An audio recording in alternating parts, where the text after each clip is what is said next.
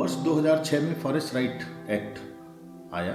इसमें दो पहलू थे। एक था कि जो 31 दिसंबर 2005 से पूर्व जो लोग वनों पे काबिज थे, 75 वर्षों से वन क्षेत्रों में रह रहे थे, उनको पट्टे दिए जाए और साथ ही साथ उन ग्रामवासियों को वन क्षेत्र में सामुदायिक अधिकार दिए जाए।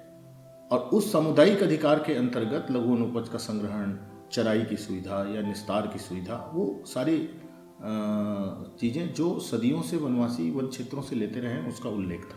इस पूरे परिदृश्य में यदि हम देखें तो एक चीज़ जो उभर करके आती है वो यह है कि स्थानीय समुदाय को वानिकी प्रबंधन में सहभागिता के साथ साथ उन क्षेत्रों से प्राप्त होने वाले लाभांश में से उनको समुचित हिस्सा दिया जाए। स्थानीय वनवासियों को, स्थानीय समुदाय को वानिकी प्रबंधन सौंपें, ये शासन का मैंडेट है।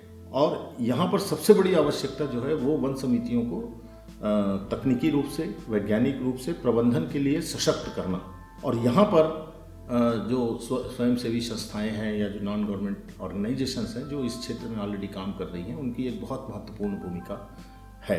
तो ये एक प्रबंधन की पूरी प्रक्रिया में एक बहुत बड़ा परिवर्तन है ये। और मैं इसे फ्यूचर फॉरेस्ट्री समझता हूँ कि आने वाले समय में फॉरेस्ट्री एक नए क्षेत्र में प्रवेश करने जा रही है। तो इसीलिए उसकी पूरी तैयारी करना आवश्यक है, उनको सही तरीके से प्रशिक्षित करना आवश्यक है। अधिकार के साथ साथ उनको कर्तव्यों का भी ज्ञान होना चाहिए।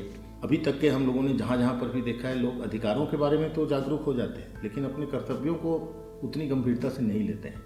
और ये प्राकृतिक संसाधन बहुत महत्वपूर्ण संसाधन है। हम भाग्यशाली एक हमारे यहाँ 44% वन क्षेत्र है, और यदि इस वन क्षेत्र का तकनीकी और वैज्ञानिक प्रबंधन यदि नहीं हुआ तो ये एक बहुत बड़ी दुर्घटना भी आगे चल करके हो सकता है। और इसीलिए हमको न केवल शारीरिक रूप से, मानसिक रूप से, वैज्ञानिक रूप से और तकनीकी रूप से सक्षम होना आवश्यक है। और यही एक क्षेत्र है जहाँ पर वन विभाग, स्थानीय समुदाय और स्वयंसेवी संस्थाएं जो है वो मिल करके इस पूरी सोच को, इस पूरी प्रक्रिया को नई दिशा दे सकते हैं।